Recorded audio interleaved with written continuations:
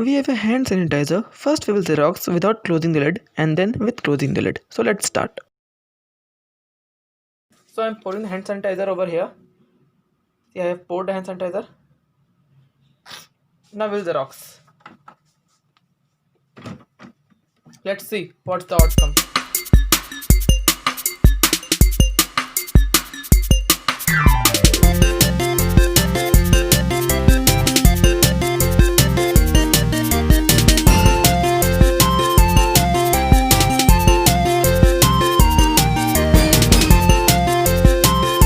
See, the outcome is like this. You can see.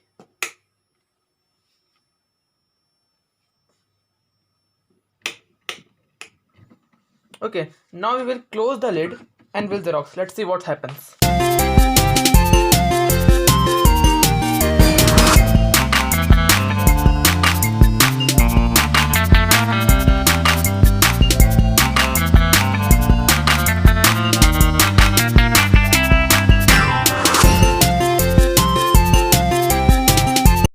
So the output is like this. It's looking like a microscopic image of bacteria, but it's not. Okay, thanks for watching.